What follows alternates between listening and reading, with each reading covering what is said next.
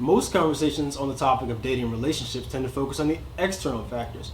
However, on this week's episode, the Breakdown crew sat down with two very special guests, Nikita and Jada, for a more introspective discussion. Let's see what we came up with.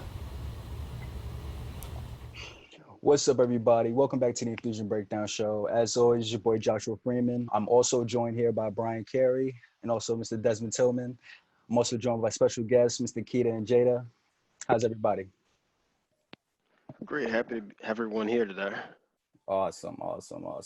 So the question we have on the docket today, what's the biggest challenge you face as relates to relationships? So I know the guests aren't too fond about going first. I don't know. Yeah, before we answer the question, Way to put them on spot. we're going to give them a second to think things through while we introduce them. So Okay. the guest that I brought today was Nikita. So she's a former coworker of mine, everyone's favorite cosplayer / app developer. And I was just really interested and excited to have her on the podcast today. Welcome, Who we have with us, Nikita. Desmond? I brought Jada along with me today. Jada and I have known each other since our junior year of high school. We were actually, I wouldn't say teammates, played together in a church league that her run. We kept in touch through social media like everybody these days. And then recently, I kept seeing her face at One Life. We reconnected and I told her if she wanted to get this work, she could. And that's the story for now. Here we are. Thank you, Des. So yeah, just to repeat the question for everybody at home listening also, what's the biggest challenge you face as it relates to relationships? So the biggest challenge that I face as it relates to relationships is communication. I think that that's something that is easy for us to say, good communication, but I don't really believe in that. So it's more so I had a realization point last year, the difference between good communication and effective communication. So the good part, everyone, that's pretty intuitive to them. It's like be honest, be transparent. But then the effective part is being effective. Like, is it really something where they're receptive to? Are you speaking in a way that they can understand it? Because I had a big problem to where I would have this big thought out plot. So it'd be like, okay, I would come to a conclusion. It's like point A to Z, and I would leave out all the steps that I got from point A, like in between the 2 points. And then as I thought about it more and more, it's like that you can't really give people that little bit of an explanation, expect them to believe it, or for them to completely understand if you're leaving out like 90% of the details of how you arrived to that specific conclusion. So that's something that I really struggled with early on, and I'm working on myself. So you wouldn't say that you've improved at all, or do you think you're at like the same? Because you said you're No, still working on it. So yeah, I mean, I can't ever, I wouldn't dare say that I'm perfect on that, but it's something that I've definitely improved on. Like, because that's a cross compatible skill. You use that in like everyday life when I'm talking to like friends or family, and it extends into like your dating life. Like that's something to where you can't really isolate it in one dimension of yourself and say, okay, I'm a great communicator when it comes to my friends, but when it comes to dating, like you're a caveman. You can't really do that. It's an even playing field. and I can kind of piggyback off that because you did mention transparency. That was going to be my first one I was going to bring up. I mean, transparency is basically when a person isn't hiding anything, they have no secrets. I'm not going to say you can read them like a book, but I do feel like a lot of times people are too afraid to be their true self in a relationship because they fear judgment or they might be trying to impress the person. So I have seen personally where people get married and then you see the real color of someone. It's like, you weren't like this before, and it's because that was the honeymoon stage. Like I was just trying to impress you. I was just, I have dealt with that with certain people that pretend to be into the same hobbies as me, interests as me, and I'm like, you don't have to do that. Like, be you. I'm gonna be myself, and we meet in the middle. So my big thing is just like transparency. Is be upfront, be yourself. Yeah, that's my major one. That's funny what you said about, so, I mean, I've seen that too, but when you said when people get married and then they become a completely different person, that was a bit strange. But I do remember one of Chris Rock's stand-up specials, he was saying that when you first start dating someone, you're not dating that person, you're dating their representative because everybody's putting on trying to be their best versions of themselves. And then after a while, you start figuring stuff out. Exactly. But I think, go ahead. No, the whole marriage thing, it's mainly because of, no, because it's true. Because some people are like, I got to put on a show. And then when I get that ring, when I lock them down, boom, you're a whole new person. Not even a brand new person, but there's some other things you may have to work out that may be like baggage, some things that are a little more difficult that your partner may not have been ready to unpack just yet. But that's a long time to put on a show. And then if you wait that long to put that on them, and then for them to process it, who's to say they still want to deal with that? I agree. And that's not really fair. Yeah, I agree. I completely agree. So Nikita, do you think you would want to live with someone before you got married? That is a tough one. I will say, yeah, just because I've done it before. Of course, the way I was raised, my mama did not agree with that. She never believed in shacking up with somebody at all. But I kind of told her that, at least for us, I hate saying, this generation, because I've known people that have done it before. They live separately until they actually get married. Because I do have a Spanish background. And in our culture, I'm supposed to live at home until I find a suitor, someone that'll marry me, and then I live with him. But before that, I wanted to see how that person was living. Just simple household stuff. To me, when you're with someone 24/7, coming home from work after having a frustrating day, and they're the first person you see, is it going to be like a vacation for you, or is it going to be another headache? And I needed that, because I could easily run away and go home, have my distance and break, and then see him when I want to. But to me, I feel like you should live together. Yeah, sorry, Mom, but I kind of agree. Yeah. I would say that the biggest challenge I faced in my relationship was relationships in general, was separating the person from the relationship.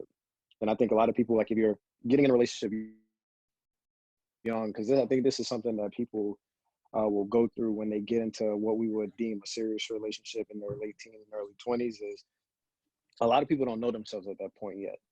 And then so one way that they cope and begin to find themselves are through things that are attached to the relationship.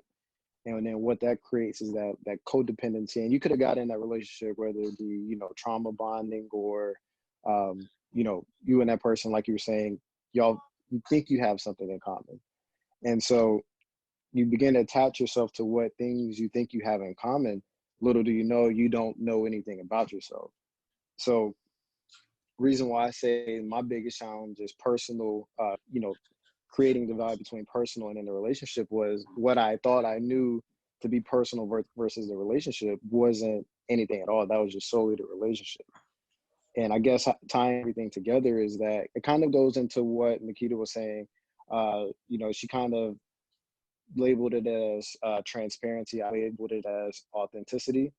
And then also I labeled it as character development. A lot of people, they haven't developed their true selves yet. And trying to develop your true self while also being with somebody that is developing their true self tends to get intertwined, and it's never really truly genuine, because you have to realize that you're still going to be you absent of the relationship. You're still you absent of fatherhood or motherhood. You're still you absent of the job. So a lot of people tend to get everything confused between personal, development and then relationship development. They try and do everything all at once. And that's something that I try to do. That sounds more internal than externally based. When you say confusing like your relationship identity to like your identity as an individual, that's what I distill from that. I'm not gonna lie to you, bro. It kind of cut out as soon as you started talking. I didn't get to hear the first part. I was saying that sounds more externally based than internal. Can you hear me now? Yo, Des. Yeah. Okay. But why do you think that way? Yeah. Why do you think that way? I was saying because I feel like people struggle more with confusing their identity as an individual to their relationship identity within themselves as opposed to someone else. But you said it was the other way around, that you struggle with separating the other person from the relationship. Why is that?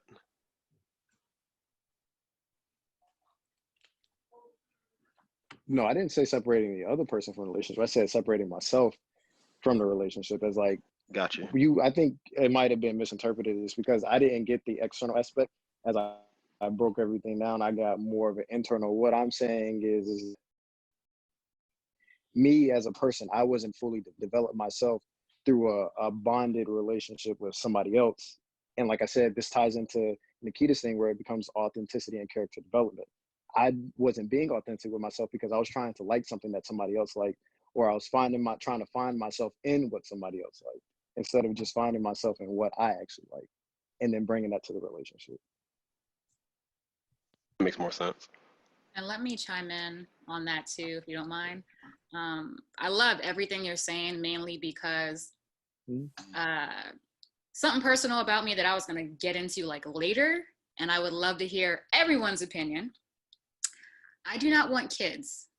So that is actually something I've struggled with relationships, because I'm not going to say I say it on the first date, but if it seems like, not even when it's getting serious, because I don't want it to get serious and then throw this at a person and they're like, dang. So I'm sometimes a blunt person just because everything I've been through. Now, by like the second date, maybe I'll be like, hey, I don't want kids at all. Don't think you can change my mind, because people think they can. They're like, oh, you're just saying that. Just wait. No, trust me. I've learned about myself, characteristics like you mentioned, and I'll say the two most recent guys that it did get serious with, my recent ex, I'll say he was in limbo. That was the reason why we broke up, because at first he was just like, oh no, that's cool. You know, I've known you for years, yada, yada, yada.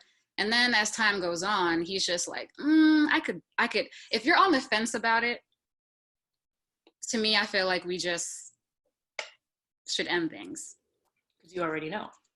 Pretty much, because I just know for a fact later on down the line, if we get married, I don't know, you're going to see a kid running around, you're going to be like, but don't you? And I'm going to be like, no. I told you that since day one. No. So, and that's something I've learned about myself. I've always felt that way. I did think maybe it would change because everyone made it seem like it would, but no. So I would love to hear people's opinion about that. Are you referring to just having kids or adopting kids or just having kids in general? Being a mom. Having kids in general. I believe, and let me say this too, I don't hate kids. It's not like that, because everyone's like, do you just hate kids? Is that just how you feel? That's not it. I care about them. I care about their well-being. I've done charity for kids as well, but just personally for me, I just do not want kids. So. I think it's good that you say that in the beginning, because I think that's a pretty big life, you know, like that could really take your life in different directions, totally, you know, compared to what you would have thought without having kids. I feel like there's always been like three things that I've always said I would never do. And one of them used to be, I feel like at this point, I feel like a lot of people have kids, and I would always say that I didn't want to date anybody that already had a kid. And I've slowly been shifting my mind on that. So, I mean, I'm not saying you're going to change your mind, because some people are just so set, but I was for sure set. Like, I wanted to have the whole first experience with that same person for their first time. Like, I couldn't see it happening any other way. And then I just realized, maybe this is just because this is just the point in my life that I'm coming to, but I realized that that was just someone else's story for them at that time. You know, the same way I could have came out of my 6-year relationship with a kid is the same way someone else could have, you know, it just depends. But I mean, I've slowly shifted my mind on that. So I think it's good that you say it now, because there's people who really feel like that can make a difference in your whole life. Whereas I'm still like trying to make sure that I'm okay with that change. So like, I wouldn't say like I would just end the date if you had a kid on the first date, but I'm like kind of okay with thinking about it now. Like, I'm okay with just it being a conversation. Like, I won't end the date. I won't end the conversation. I just want to, you know, I think it makes a difference about the person too. For sure. What changed for you to even consider it? Is it the fact that, like, since we're getting older, it's more and more common for people of our age to have children? That's probably 80% of it, because I think any man that I've met in the last 5 years probably has had a kid already. But more so it changed because I've just realized that that's just life. Like, that's just the way it goes for some people. And I recently, my sister just had a baby, and she's younger than me, so I had to really watch her go through, things that were so unexpected, stuff we never saw coming, stuff she would have never thought, to happen that way. But I think it just changed because I realized it's okay. Like, people can have a relationship with someone and have a certain part of their life with someone else involved, and then there's a new chapter. And for them, their chapter was a kid and a girlfriend at that time, whereas for me, it wasn't. So I've just learned that you have to kind of just look at it as like a blessing and an addition. But I will say it has prevented me from getting to a certain level with a lot of men, because I think I have a problem with deciding, like, I think it's already enough to decide if you want to be with a man in general. Now you kind of have to decide if you're okay with being with this man and his child. It's kind of like already a whole thing. And I don't really play around with that. I feel like I take that very serious. So I just feel like I had to realize that that's just the way it's going to be for some people. Because what if I end up having a kid in a year and then I don't end up with that guy? I would want someone to give me that same fair chance, in the future for marriage and a future with them, even though I didn't have a child with them. So I had to look at it more on the other end, actually. Is that something you see fairly often? Because you mentioned that every guy that you've met in the past 5 years has had children. I say that But loosely. I wouldn't say every guy. I feel like more women our age have kids than guys do. I've someone, I had this debate not too long ago. I've heard that. It was also a debate where I thought in my head, so you know how typically the female takes on that motherly role, and whether there's a child support order or a custody order or not, most of the times the child is with the mother majority of the time. So it makes, as a female, for me, it's like I could meet a man and never know he had a kid. Like I won't know until date 3, 4, 5. Whereas as a female, you would need to know right off the bat. Like, by the way, I have a kid, because I might not be able to make date number 2 or date 3. I might have to work around those things. So I feel like it's a lot harder as a woman maybe to do that. But I really think it's just the way you have to look at it to make it okay for you. I was laughing because when I said that, I could see Nikita visibly and Desmond. They both had like what expressions on their face. And so just speaking personally, like, so I can only think of like 2 of my homeboys that have kids. But I know multiple girls that have children that are our age. So that's just my perspective on that matter. I don't know if everyone else has experienced the same, but I'd be curious to hear what Desmond or Nikita had to say about that. No, listen, just be happy we're not in the same room. I would have threw something at you like, what you trying to say? What? Oh, we gotta throw things. I ain't even look at you like that because of that. I looked at you like that because the girl couldn't make the kid by herself, so the dude is a period too.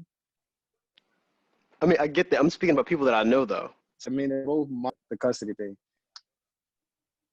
Well, that's people you know. I gotta go off then. You choose your friend. You choose your friends wisely.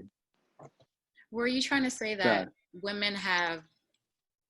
Yeah, I didn't understand it. Multiple kids, like more than one? No, I was saying out of the people that I know more women that have kids than guys that have children. Oh, okay. So he just doesn't know many men with kids, I guess. Yeah. As opposed, because I mean, it's 50-50. So yeah, you needed a guy to make the kid. But I mean, yeah, I'm not biologically ignorant to that fact or anything like that. I see what you're saying. And I do feel like because of exactly what you said, I feel like a lot of people are kind of shocked when I say I don't want to have kids. Because I've had some people say, oh, you mean right now? Because, not to get, R-rated. Everyone wants to do, but nobody wants a kid to be the product of it. So everyone's like, you know, oh, cool, we on the same page. I don't want a kid right now either, so that's perfect. And I'm like, no, I mean, ever. Yeah. And they're like, oh, even after marriage, and you don't want to build a family and blah, blah, blah. And I'm just like, no. And then they're like, oh, okay, never mind. It changes everything up. So I would say I am surprised that, I guess that, because we're talking about your situation, that you come across that men actually want kids, because it always seems like kids are a huge burden to to men, and like after they have them, like, so it's really surprised that you even say that. I'm just like, interesting. Because that's the thing. It's like, and of course y'all can chime in too, but a lot of times it's like guys, you know, they definitely want to have their fun. You know, they want to date, they want to do whatever, but eventually they do want to settle down. Like, there are guys out there that still want a family, the dog, the fence, whether they want to admit it or not. At least in my case, I ran into that, and I'm like, okay, well, if I can give you the dog, I can give you the fence. If I can't give you everything else, how is this going to work out? And that's why I mentioned transparency. And I feel like guys need to sit back and actually think if they can have a life without a child, especially a son, because everybody wants that son, or maybe even a daddy's girl. But recently, someone I was talking to, I've known him for a while, and he wanted to be married by like 23. And he wanted to just have a family and just be done with life and be good. It didn't work out. He's about to be 30. And now he's like, you know, I'm going to go with the flow. And I'm like, cool. We started to talk, and I was like, you know, I don't want kids. And he was like, yeah, you know, I'm considering that now too. And to me, I just didn't take it seriously. I was like, you're considering it because I feel like you want this to work. You're only saying that because of how I feel. And he was like, well, no, I mean, it is the woman's choice. I can't tell you to have a kid. And I'm like, you right. You can't. But deep down, I know he wants a kid, because that's just how he's been ever since I've known him. And I'm pretty sure his parents would probably put pressure on him too. And speaking of even parent pressure, my mom is okay with it, because I've told her this as well. And even going on another like spectrum of it, I have my best friend, she actually wants a kid, but she doesn't want the husband. So she has her own issues to unpack, but she does want a child. Like, she loves kids, but she's like, I don't want to deal with the drama of a husband, of a man, whatever. But at the same time, she doesn't want to have a sperm donor either. So you should have invited her on the show, because that would have been hilarious. But it's trust issues, and I feel like that's another thing that people need to figure out in a relationship too. But yeah, she has a lot of trust issues. She definitely wants a kid, but she just doesn't want the man along with it. So that kind of brings me into my, like, I guess, official answer to the question. Trust issues. I feel like a lot of people have trust issues because of relationships they've been in, or because of relationships in general that they've been in their past. But I feel like trust issues for me, I feel like I always give 100% of the trust that I'm going to give you. So let's just say I have 80% to give, but I'm going to give you 100% of that 80. But I'm naturally holding on to that 20% for a reason, you know, not because I don't trust you, not because you've done something to hurt me, but I just feel like it's so hard to feel like I'm going to lose everything eventually. You know, like, I hate that feeling. I don't like, if I give you 100 of me and then this all goes bad, I've lost 100 of me, you know? So I feel like that's more my problem, if anything.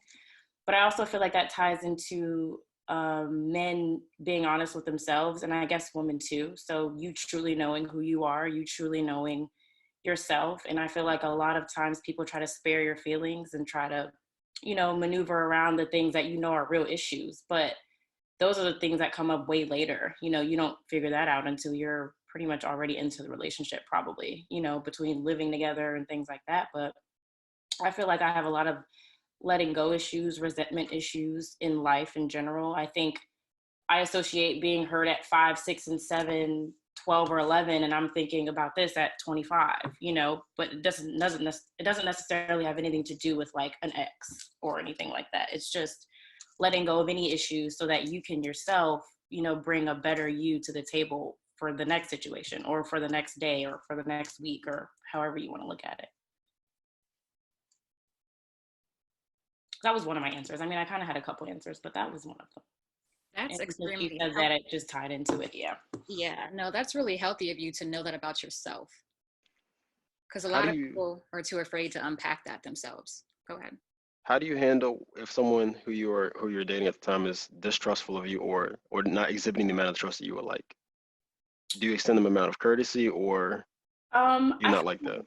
I'm very honest also. So like, you'll know what I want, what I like, what I don't like. I think ultimately, if you know each other's goals together and separately, you kind of have an idea. But I feel like I'm very upfront about the things that I have issues with or the things that I'm looking for. So I feel like when it comes to trust, that's kind of goes back to the communication thing. I think anything can be, I think people are afraid to bring up certain conversations. I think there's so many things that you know yourself and I know myself, but somehow to come together to talk about it is just, there's just something that's missing there. And I think a lot of people are afraid to bring up those topics, but I try to be the one to, bring that forth. If there's something that you may feel, like I don't do for you or whatever, I'm okay with you saying it and fixing it. But I think that also like expectations was also on my list.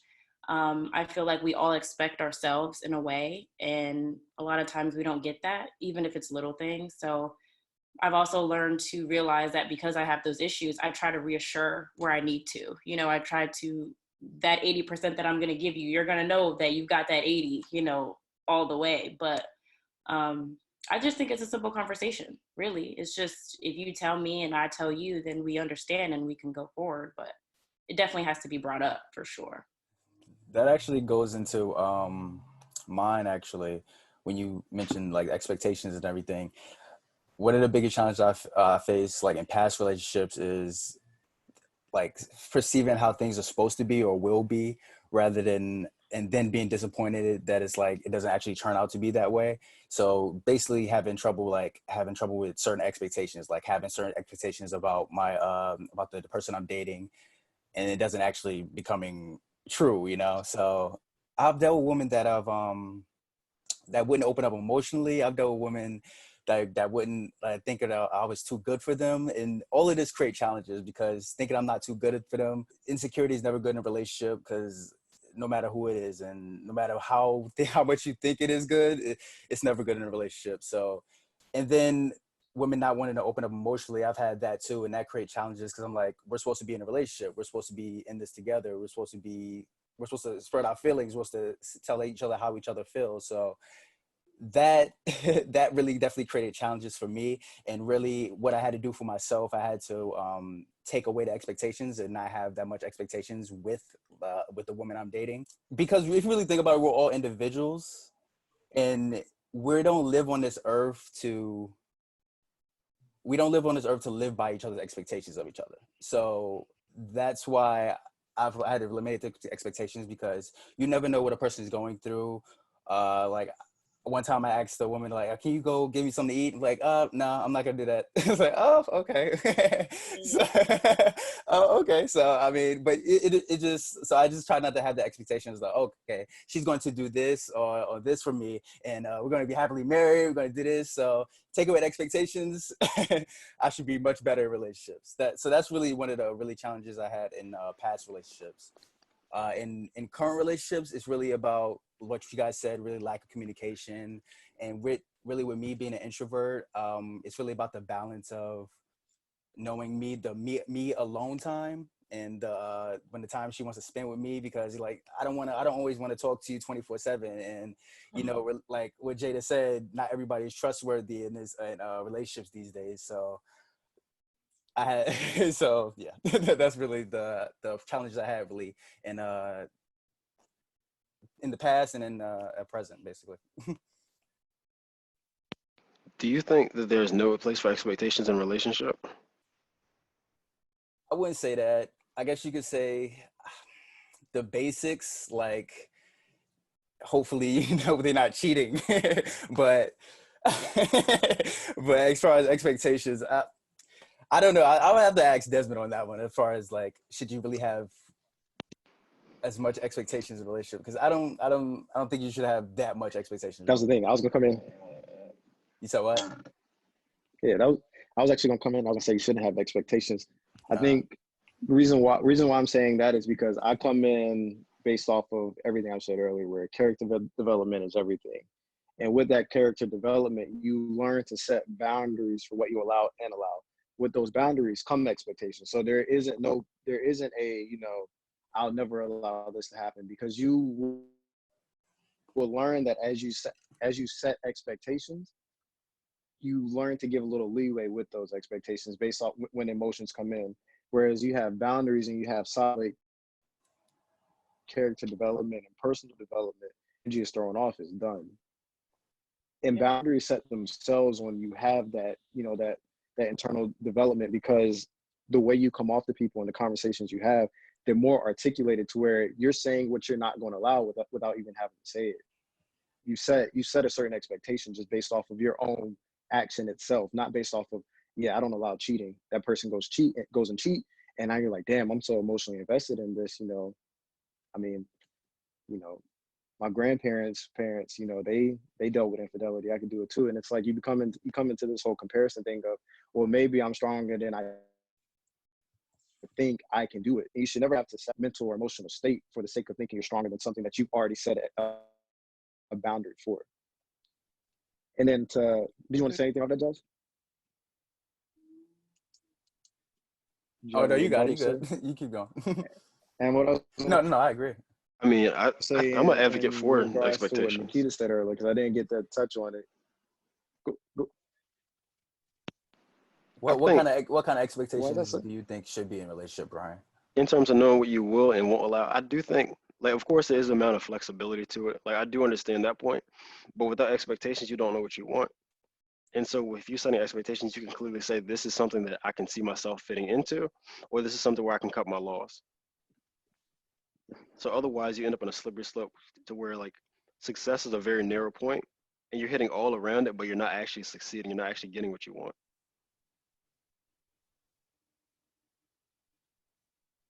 I can't argue against that. I just think my thing with me is I've set expectations, watched those boundaries get crossed because I didn't really know myself. And then I watched myself try and struggle to deal with something that every night was something that came across my mind. So that's why I kind of scrapped the expectation argument, is because I've been there, I've tried and I failed. And then I've gone through, the development as a person, and I've set boundaries, and I've watched that as those boundaries get crossed, and I reaffirm them, how people fall in line, whether with expectations. It's like, if somebody cheats, you're not really willing to reaffirm that expectation. You're just going to go.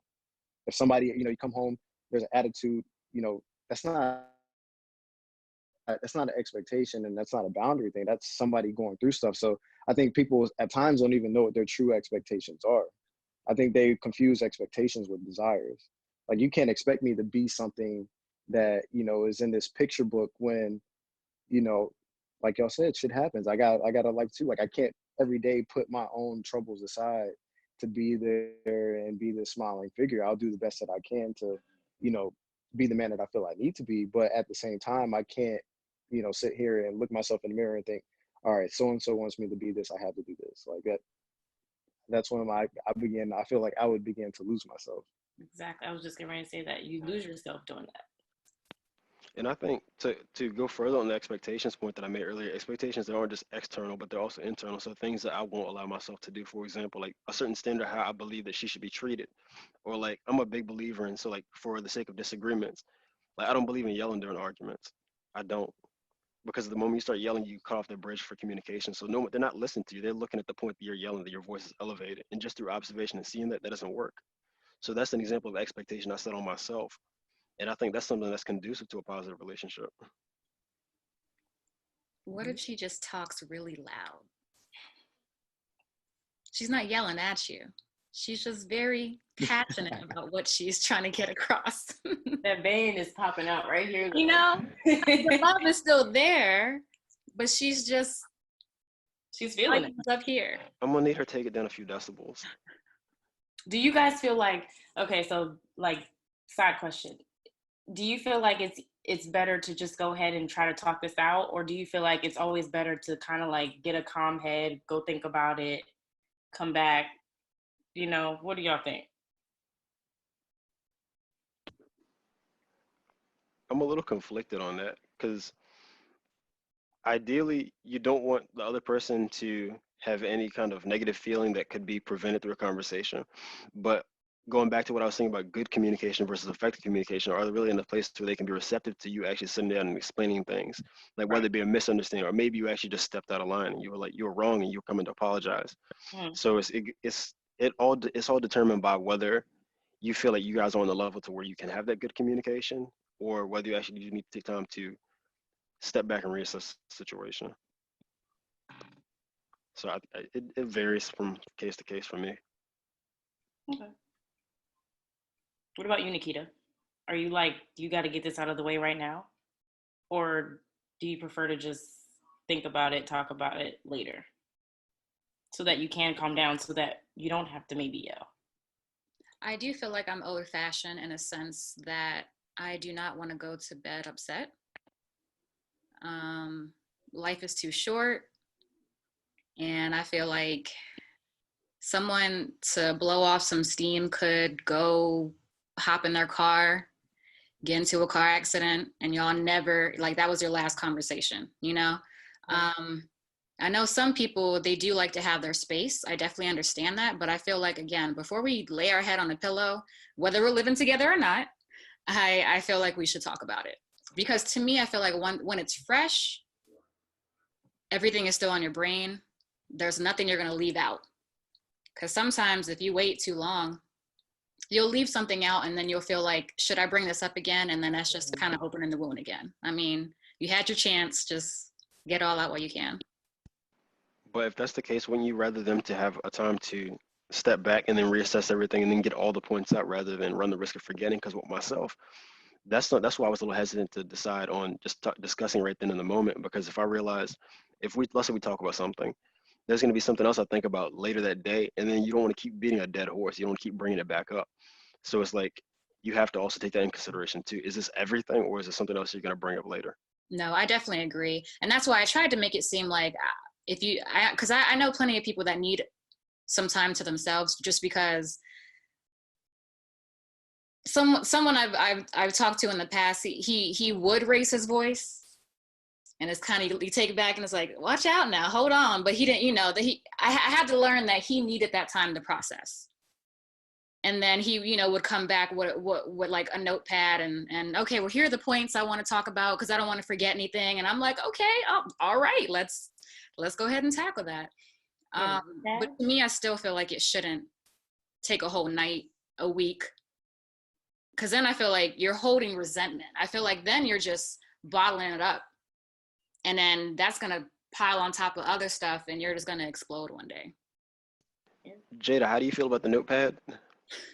I might have just let him win the argument just because of that. The notepad, that means you really thought about this. I've never even done that. So that's pretty, I feel like that's a lot. That's pretty engaging, if you ask me. I've done that myself once, I will admit. And it was actually to like a friend of mine. Okay. Yeah. I had Did you actually take the notepad to them, or did you just discuss the points that you laid out? Because those are two different things. Oh, I had my notepad. Because Like, I don't forget it. While you were talking to them, you had it in your hand. Not in my hand, but it's gonna lay next to me. We're gonna look at each other like this. Got you. We're gonna talk, and then if I think, you know, I forget something, I look down, I'm like, oh yeah, and then I'll be like, okay, yeah, that's it. I'm done. That was all of it. Josh and Des, how would you guys feel if the girl that you were dating, the woman that you were dating, came to you after disagreement with a notepad with bullet points and everything outlined? Do you think that's doing too much, or would you appreciate that? Des is ready. I would think it's both. You would appreciate it, but it was doing too much? Yeah. I appreciate it though. But I was listening to what you guys were saying, and I was like, wow, you guys actually talk about, like, after an argument, you guys actually going through that talking stage. Like, the women I've been with, they don't like actually talk about like, they don't want to talk about after like the whole argument. So usually, and I felt this, I've learned this like a long time ago. Like I've learned that like, okay, I'm with this woman. She has bad communication skills. Okay, I know this. So I'll do this. So we have like an argument, whatever. And then I'm probably doing something, and say for instance, we're on the phone, and I'm like, I'll probably make a funny gesture like, hey, what's up? You still there? What's up? Like, nah, leave me alone. You know, that's how the conversation starts back up. And then you two are not mad at each other anymore. That's basically how, when I go through it, I don't actually, like, I wish I could actually talk about the whole thing and actually resolve it. But with the women I've been with, they don't actually talk. They just like, nah, we're not gonna talk about this. Like, leave me alone. I don't want to talk about it. So they just sweep under the carpet and act like it never happened. Yeah, basically. Interesting. So really but me, I would want to like talk about it right then and there though. Yeah, I definitely would want to do that. What about you, Des? I would appreciate it. I don't think, I would even look at it as a good thing or a bad thing, because it's not, I wouldn't come into an argument with the expectation of you having your notepad. So that's why, I looked at it as, when you go to therapy, like if you go to marriage counseling, that the psychiatrist, that therapist, whatever it is, they're sitting there jotting stuff down. They're sitting there trying to, write your thoughts out for you so they can piece everything together. You're just eliminating the step altogether. So I would, have the appreciation there because of that, because you're taking the time out to articulate your thoughts and then make sure everything is rational, rather than just, blurting everything out. What sticks, what hurts. And then you got to go through that whole emotional repairing phase at a different time. And, for me, I'm somebody that always needs space. I'm definitely introverted to the point to where if conversation is like, I can't process too much conversation at once. Like I have to throw stuff to the side. I got to do what, makes me calm, brings me centered. And then I'll come back to that conversation, because I don't want to ever give anybody, a half-ass response or compromise myself for the sake of a conversation happening right then and there. Somebody that I would, because if I talk right then and there, it's going to be me versus you instead of us versus the problem. And that's one thing that I've learned to, enforce, that I need my space so I can articulate everything. So when we come back together, both sides are heard, and then we discuss how we're going to go forward. Not, I don't like what you do because of this or that. Well, I don't like what you do because of this or that. It's always supposed to be a us versus the problem thing, never, me versus you. That's well said. Are all of y'all introverts? Yes. Yeah. That's crazy. We were talking about this last week, and like I've known this about our group the entire time. The three of us, the core members of the breakdown crew, all of us are introverts. I got that vibe. A couple videos. I'm introverted, but I can talk in person. I just don't like loud settings. Yeah. See, being introverted, people think it refers to like how social you are, which isn't the case. It refers more so to where you derive your energy, whether if you're in a large group, does it give you energy or does it drain you? And for me, like I'm selectively social. Like I can have a conversation with someone who I really click with, but I much rather prefer to be in a one-on-one conversation as opposed to a group setting. Same. Well, if you were dating someone and they drained you of your energy, it wouldn't work out. No, not at all. One thing I want to ask, should you ever, because I know what Jada was talking about, should you ever trust someone completely in a relationship?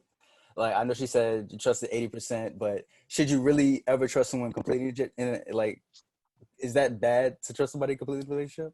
What do you guys think? Yeah, I didn't say it was right. Or that it's worked. It's just the way I do. I mean, because people have their own needs, wants, and everything like that. So, is it really fair to trust them? Like, I mean, that's what I was thinking. Like, is it really fair for her to think that way? What do you guys think? I think it comes down to, do you trust yourself? Because a lot of times what I notice about people is they think that they can just free themselves from any consequence of the choices they make when it comes to relationships. So you date some kind of person, and then you think when they do something that you knew that they were capable of, you knew they had a history of, that it's like, oh, woe is me. Like, I didn't deserve this, but you knew what you were getting into from the start.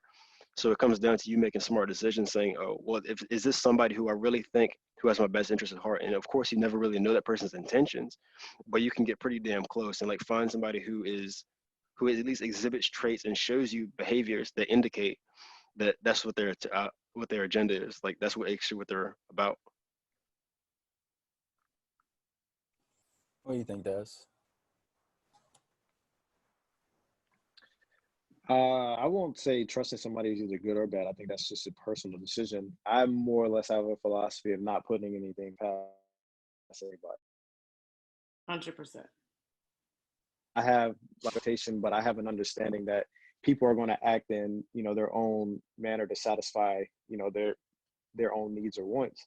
And I feel like if, someone is willing to cheat, someone is willing to do whatever they want because their wants are not satisfied, then that frees you. You now know right then and there, because that person exhibited that you don't obtain the qualities or you don't obtain, the energy that they need to be locked down for 30 plus years or for the rest of your life. I think they do you more of a favor by showing their true selves. Whether, you kind of have this trust thing that everything for me goes back to, if you feel like you can trust somebody, then you're willing to always move that finish line just a little bit to see how much you're willing to tolerate.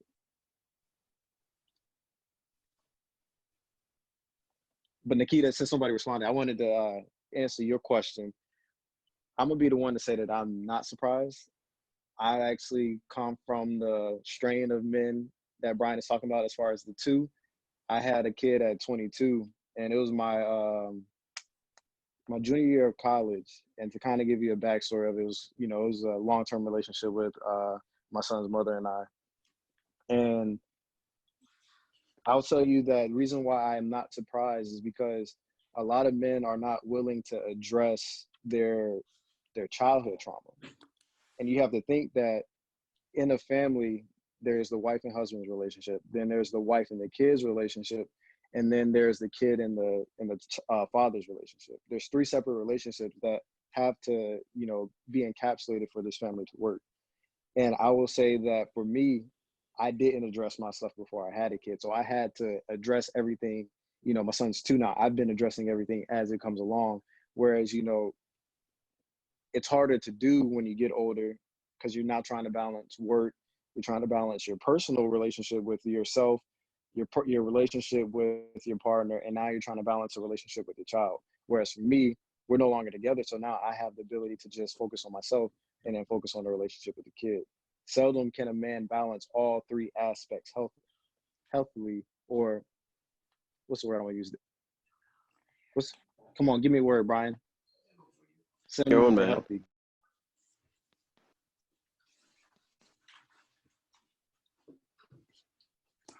A whole episode on wellness. Come on, man. We'll just say healthy. Yeah. We'll just say in a healthy way to where all aspects of the relationship are able to flourish. So, I love my son to death, but I'll tell you that a part of your independence leaves when you have a kid, because it's no longer me, it's now us. No matter what you do, it's always a us thing. Like, where you have to realize that time is going to translate into something else the next day rather than, you getting that fresh start every day. Because you're always going to get a fresh start, but how you center your energy is always going to come out into that kid. And that's just something that a lot of men, I'll tell you, are not, cognizant of, because you had an example of, they want the wife, the dog, everything like that, but they want that because that's what the wife wants. They don't want that because that's what they personally want. And if you're not coming into a relationship knowing exactly what you want and what you want things to look like, then you're setting yourself up for failure, because you're going to obtain things and it's going to be like, oh, well, I got you this, I got you that, I got you this. And it's like, no, you got it for you to get that satisfaction of getting it for me instead of us getting it as a collective.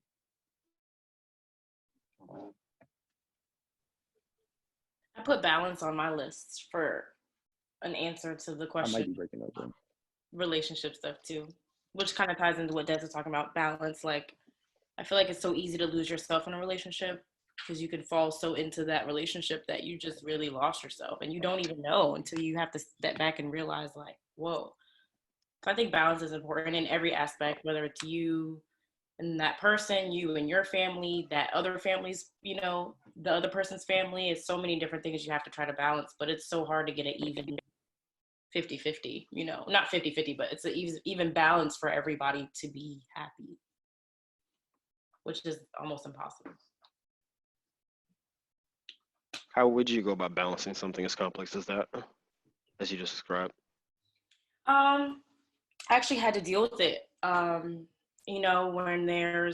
I think family, like outside family plays a big role in it. I'm really close to my sister. Um, and I'd hate to say that I can't be with somebody that she doesn't get along with, because that's so harsh to put on, just on that. But it makes a big difference when the holidays come around, or, you should want to feel like you can bring that person around. I think that if there's those barriers between your family, him, and things like that, I feel like it makes it a lot more difficult. But it's just about balance. Like, I have to find a way to bring my family into my relationship to an extent, of course, but to make it so that it's comfortable whenever those functions come about, or whenever it's a birthday or Christmas, or I think you have to find out where you fail to really realize where you can make it work. I've never really had a good balance because I had it right from the beginning. I really got into balance because I got it wrong so many times, and then realized, okay, this is the way that I should do it. And I think it's still a work in progress, because every relationship's different. Everyone's factors and outside, things are different. But I think balance is important through the entire relationship from beginning to end. Whether that's you getting married and then you having to figure out that balance, whether that's you relocating, like, I think balance plays a role the whole time. I don't disagree at all. Like, the earlier you start with establishing that balance, the better. Like Desmond was saying, boundaries are a large part of that. Mm-hmm. Does anyone else have difficulty, or have you struggled with, like, integrating the person you're dating and then your family or their family with yourself? No, I haven't actually, because I never haven't got to, I don't really get to the point where I introduce them to my family. That's how we don't really get to that point. So I'm just like, oh, no. Sure. But I'm pretty sure it wouldn't be too bad, really, because I know how my family is and how gracious they are, so, and how annoying they are too. So, yeah. But I'm sure you've met some of the girls' families, right? Yeah, I have. Okay. Is it hard for you? Asking, is it hard for me to Yeah. go? Did you have any difficulty doing that, or any challenges? I actually am liked by a lot of people. I didn't think I would be liked by. So no, it hasn't been really that many challenges. I never had like a dad not like me or anything like that. I don't even know how that would even feel, or what would I even do in that situation or something like that, or a mom that went I feel like it's hard not to like me because I don't really do anything. So I mean, it's not like I do bad stuff. So I mean, why would you not like me? Like, it has to be something personal. But yeah, I never had like any real challenges though. I kind of don't want to speak on it. Like, I have something to say, but at the same time, like, holding back. So it's like, Let it go. Nikita, do you wait? Like, is there like a time frame in your head? You're like, okay, I gotta give it another couple weeks, gotta give it a month, or you just kind of do it when you're ready? Or do you say like, no, it has to be like, you're not meeting my family until 3 months, or, do you put like a time on it? It's hard to put a time on anything, because you really just have to go by the person. I can sometimes be a very private person just because, like, I've had a stalker in my past. So if you're gonna know where my mama lives at, it got to be something serious, especially if it's even a house you grew up in and just the neighbors. And to me, and unfortunately, I feel like that might be a female thing, but security is my issue. I really have to trust you, and I really have to feel like we're on that level that I can, bring you into something that's so sensitive, as you're seeing either where I grew up, you're seeing another side of just everything. So, and then also, you want to make sure that, again, it's something serious, because they're going to build a relationship with your family now. And I've been in the situation where you two break up, but you haven't broke up with the family. And it's like, I still want to call your mom. I still want to hang out with your aunt and stuff like that. But when is there a boundary of, okay, either he's moved on to a new relationship, you need to cut those ties, or do you keep that going? So it can get messy. It really just depends on your future, where you see yourself going with that person, and if y'all are just honestly vibing at that time. I'm not going to say like the first month you should introduce them, but if you think it's going to be something serious, you know, why not? And I feel like it's different when you have kids too. So I would love to hear the opinion of that, because a lot of, I can only speak for women, because women that I've known, they don't want to have a whole bunch of men around their child. So you kind of got to look at it that way too. I feel the same way.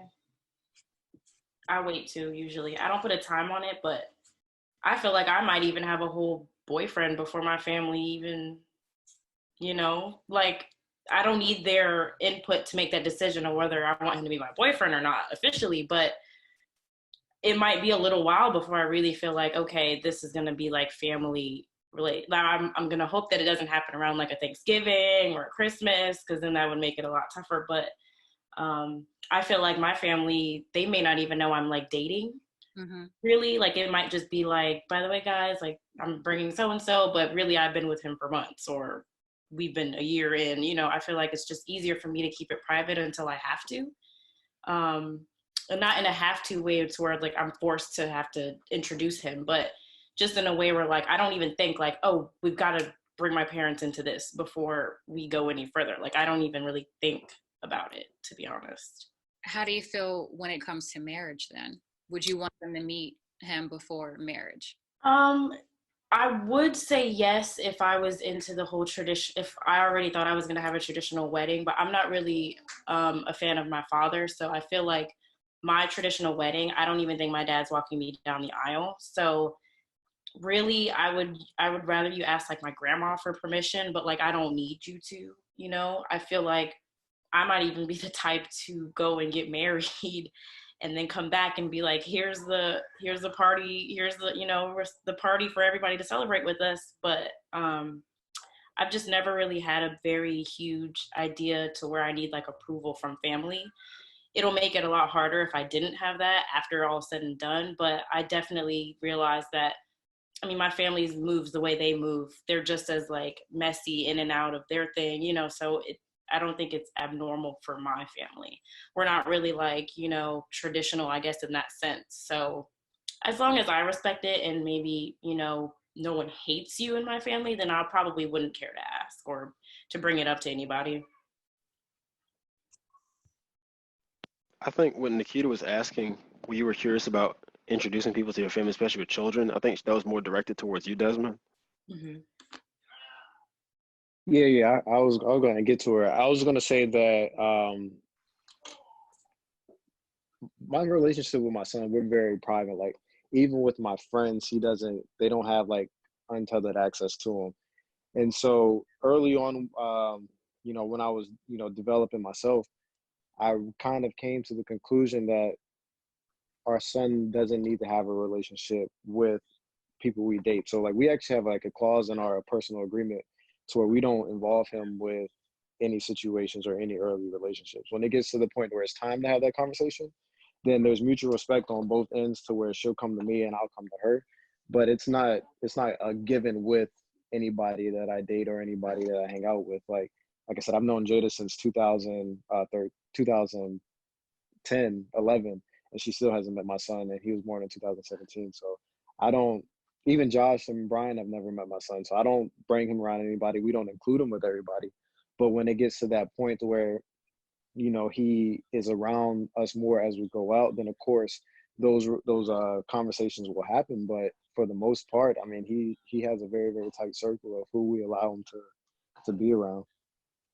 It's not necessarily a conversation I look forward to having, because I mean, I feel like I'm taking someone on for who they are, and I think that there's on my end a mutual understanding that you're taking me on for who I am. Like I've never been the type to understand, you know, the whole asking, you know, the father for permission, because I've never looked at women as like possessions, and I feel like I had a hard time of even understanding the concept of marriage. Like, why do certain things need to happen just for you guys to say legally I'm married? Like that in my mind has never made sense. You didn't have to go ask, you know, Pops for his permission when you guys started dating. Why do you now have to ask permission to get married? Why do you now have to do all this stuff to get married? Like that is you know, marriage is a testament to your bond. It's not something that needs to be, materialized by anything and everybody, and needs acceptance to be, because it's going to be regardless. The reason why I say that is because what happens if the dad doesn't like you, but the girl really does like you, and you go and ask, and he says no? Is that going to stop you from marrying me? Everybody's going to say no. I'll have the conversation with, just out of respect for, an individual as a man or a woman, that, hey, this is, the status of our relationship. This is the direction we're going to go. You can agree with it, and, we'll have our healthy relationship, or you can disagree and we'll still have a healthy relationship, because it doesn't affect me at all. Like, I'm of the person now to going through a lot within my early 20s. It has now set me up to where late 20s and early 30s will be my years of flourishing, because I've been through everything. I've had the kid early. I've stuck with the relationship, and, sticking through college while being with the kid. So mentally, for me, there's very few things that are going to deter me from doing what I feel is just for myself. And, the thing about on the other side, when it comes to women, is the one thing that I've learned to do is put my pride aside, because, your son is going to be around, or my son is going to be around another man at some point in his life. For me, like at 22, 23, that was something that I didn't want to ever swallow. It was just a really pride thing. And then my sister, she told me, she's like, one thing you have to do is let go of the hurt, so you can learn to trust, and trust that her decision is going to put him in a place where he's seeing a healthy relationship for what it is, not something that's spiteful and in an event to get back at each other. And so that's what, we have like a very, very healthy co-parenting relationship. We're one of the few, parenting duos that I know that don't have child support or any court order custody in effect. Like, we've done everything since day one as two adults, whether it's been, the hardest conversation to have or the easiest conversation to have. We've made it look really good. Well done. Yeah. Since we're on that subject, I wanted to ask, because it's really towards Nikita and Jada, really, because I know someone like Nikita who doesn't want kids at all.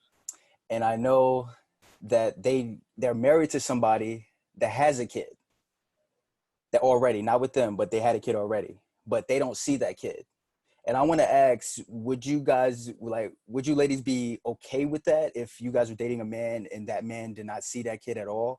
And this is due to because the baby mom is crazy or something like that. Not crazy as in she's gonna stab him or something like that, but crazy as in he's making it hard for you to see the kid, basically. Making it hard for the guy to see the kid. Would that, how would you feel about that? First, I want to ask Nikita if that would even be a question, or really be an option for her. She might not even be like, you got a kid? Oh, no, never mind.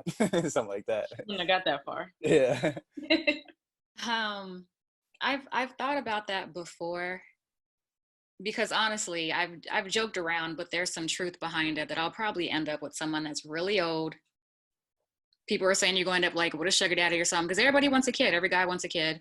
I feel like I might end up with someone that has a kid that's in their teens, someone that's older.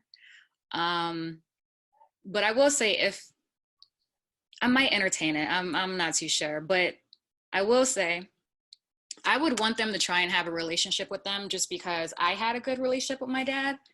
He actually passed away when I was 10. And to me, I can only speak for myself. I feel like my mom did her best raising us, but I still feel like there was a part missing that I wish I had. And if that person is alive and able and actually wants to be in that child's life, allow them to.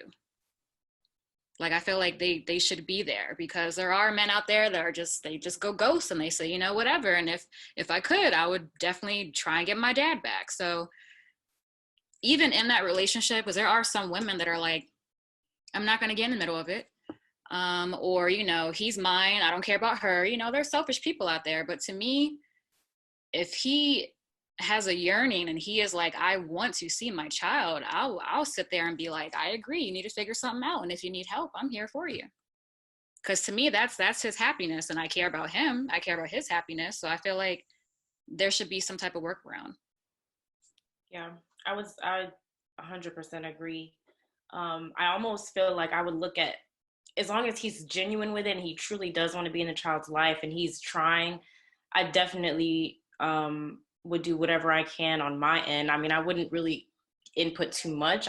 That's a fine line there, but I would help him on his end, try to get him what he wants. And I feel like if he didn't and he wasn't genuine with it, I would look at him different, and I probably wouldn't have married him, because now I'm judging how you know, like, even if the baby mom was not letting him do those type of things that he wanted to do, there's ways, unfortunately, to get around that. You know, not that you want to go the legal ways and things like that, but I think that you should definitely look at their parenting, you know, as a representation somewhat of who they are. You know, maybe not all of it, but if you didn't want to be in the child's life and you knew you had this child, and now I'm really looking at you a little different, and now I have questions, you know, well, why? And that's where I wouldn't really want to go that deep in yet at that point. But yeah, I would definitely try to do what I can to make sure he sees his child. I think I would try to make it look like it was good enough for all that to happen, because I think sometimes the mothers have this perception of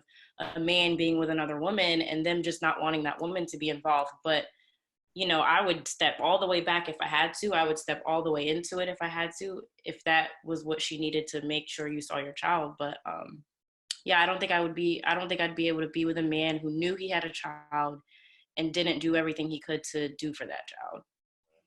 See, and since I'm not going to give you a child, Yeah, you better cherish all that you can from this child you do have, because I'm not going to give you one. this is all you got. So that's why I'm like, you want to go play ball with someone? You want to go, you know what? You better figure it out, because I'm not giving it to you. So I got you. Thank you. You guys have any last minute questions, Bryan, Desmond? I have a question for you. Yeah, sure. This was the one that I was going to bring up, Bryan. No, when you mentioned about a woman that didn't want to cook, I think, for you, or you said, can you make me something to eat? And she was just like, nah. No. I was like, can you go get something to eat for me? Not cook for me. Like go out and get something to eat for me, because I was like sick in bed. That's why. Not because it wasn't like misogynistic thing. Like, hey, go get. Like, so is that one of your exceptions? Like, she needs to, you know? Okay. Oh no. I always feel like when it comes to something like cooking, I feel like if she doesn't know how to cook, we can learn together to cook something simple as like something like that, and we'll have fun doing it. It's part of the adventure of the relationship, really. So I don't hold that against her if she like guys like, yeah, do you know how to cook? Like, yeah, I don't do that. I think that's wild. I was getting ready to ask, is that like a deal breaker? I mean, I can cook, but I've always just thought that what if I couldn't? I don't even know what I would do. Like, I don't know what I would do, let alone what he would do. So, And see, the reason I brought that up is because when everyone was talking about what they will accept and what they won't, it kind of reminded me of when people kind of make a list. Because there, again, that some people, I'm a list person, maybe, I don't know. I'm bringing up the notepad and stuff like that, but there are some people who have a list of things that they want in a partner. And some of, you know, some said that they wouldn't bend because that's just not what they're going to do. And there's some other people that are like, no, I'll let certain things slide. But to me, I don't know. I just feel like some stuff, it sounds like a list of what you would like in a partner, what you expect from them. And I was wondering if cooking was one of them too. So yeah. For me, I'm kind of a list person too, but despise my list, like without even thinking about my list, I do think there are people who can change your mind on things without even really expecting that. Like, you might meet somebody, talk to them, and next thing you know, that list was just totally out of your mental, you know, where that person didn't make you think about that list, maybe. So I've had that happen too, to where my list was totally null and void once I had one conversation with someone. Okay. But, you know, yeah. for me, I wouldn't say cooking is a deal breaker because I can do that for myself. Like, I think about a conversation I had with my dad a little while ago. So he was saying he was taught to be self-sufficient by his mom and his parents, and especially my grandmother. And then that was something that he sought out to do when they were bringing me up, is to make sure that I was self-sufficient and knew how to do these things for myself. So when I am actually with someone, it's because of she brings some kind of value other than just things that I could do for myself. So I think the like soft skills, like cooking and just stuff like that, like Josh was saying, that's stuff that they can learn if they want to, but it's not a necessity. I don't need that because I can do it. I definitely feel like most men, it is a deal breaker for most men though. We're crazy enough. Because I do feel like a lot of men still live in that, in the past mindset of just being misogynistic, having women as a material possession rather than just having her as a partner. So I still feel men are still in that mind frame. So that's why I feel that's still a deal breaker for them. Like, yeah, can you cook though? Like, what's going on? Like, Can you build me a house? You said what? Can you build me? I did hear that before. Can you build me a house? Very true. Anything else you got, Desmond? Yeah. So one thing we've been doing since we started is I kind of take in everything you guys said, and I was going to be pretty generic. We've talked about challenges and the bad aspects that come with a relationship. What does a relationship look like to you? What does a healthy relationship look like to you? And either one of you can start off. Nikita, why are you laughing? What are those? What is that? Yeah, did you see my face too? I was like, healthy relationship. That's a rare sight. Have you seen that from before? Yeah. Is it in the dictionary? No, just kidding. I think the best answer I can come up with without putting like a point on it or a finger on like one thing specifically, I would definitely say a healthy relationship is beneficial for both. I think it's one person brings their whatever they've got to the table, someone else brings their portion of what they've got to bring to the table, and together it should benefit you both. Whether that's equally at one time, whether that's right now we've got to tough this out so you can do your thing, and then when it's all said and done, I'll do mine. I just think either way, it should always be beneficial for you both. Whereas sometimes it's not always going to be easy. It might be hard, it might be difficult. I just think a healthy relationship is where you can understand that there's things that might have to come in the way, but if you can both realize that this is all for the long-term benefit of you together and what you guys are building together, I think that's pretty healthy. But there's so many things that can go into that specifically though, of course. All right, well said. Miss Nikita? Dang, really? Yeah. I feel like I would have to tap back into a relationship that I had. It was my very first relationship. Coming from that, I feel like it was my most healthiest one. The only reason why it ended was because my dumb behind, I thought it was too perfect. And I was like, something's wrong. Yeah. I sabotaged it, honestly. That's what I did. And when I look back at it, I'm like, take me back, because like it was great. We didn't argue. We just had regular conversations. If we ever disagreed on anything, we had not everything in common, but if there was something that he didn't like that I did, it wasn't a deal breaker. He just kind of, he enjoyed it because it made me happy. I enjoyed certain things because it made him happy. It's all about, I'm not going to say it's all about the other person's happiness, because at the same time, if they're happy, you're happy, but we still had our own happiness as well. We didn't depend on each other in order to be happy. I feel like everything that we've listed that we've had problems with, once you find someone that there's a happy balance and communication is great, the trust is there, transparency, to me, that's a perfect blend. And when you both know what you want in the relationship, a lot of people don't know what they want, and that's why it's a lot of confusion. I agree. What do you think? I agree 100%. A healthy relationship does? A healthy relationship to me is everything that you guys have said. No, not too bad. A healthy relationship to me is specifically for me is someone who has addressed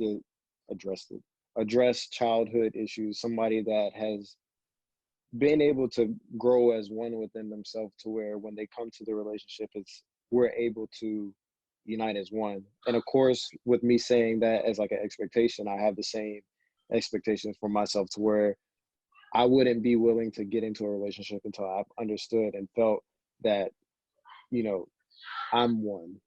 And not to say that being one is something that you're going to wake up one day and you just feel, but it's kind of like an internal feeling of, okay, I can work with this flaw. I can work with this flaw within myself. I can work with, you know, knowing that I'm really good at this, but this might need a little bit of work, and I'm willing to show that I can put in that work.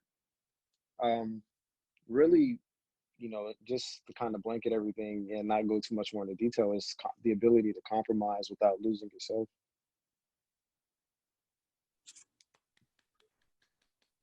I like that. Sums it up right there. Yeah. All right. Yeah.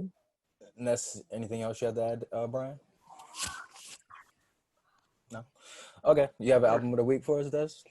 Yeah, bro, I do. So I just subscribed to Tidal again because, you know, you can't go without the masters. And so one thing that I said last week that I do is whenever we're eating, I don't have the TV on. I just turn on YouTube and I let like a classic playlist go through. And so you can listen to a lot of Marvin Gaye. And so my album of the week is I Want You, specifically because if you ever go back and listen to it, or if you have listened to it, a lot of like key songs that have been throughout the 2010s and even before and after that, the 2010s, the 2010s, the 2010s, they've sampled from this particular album. So if you go back and you listen to it, you'll hear, you know, the same beats that, you know, your favorite rapper today has listened to. And, you know, it's a good album to take a shower to, shave to, get dressed to, ride to work to, whatever you want. It's a mellower. Nice. You guys check it out then. You said Marvin Gaye, right? Yes, sir. I feel like I've listened to the album, but yeah. But all right, guys, don't forget to hit the like button if you guys like the discussion today. I also want to thank the special guests, Miss Jada, Miss Nikita. Please come back. The discussion was great. Thank you guys for having me. Nice to meet you all, and you, Nikita, as well. Thank you for joining us. All right, we're going to see you guys next week. Peace.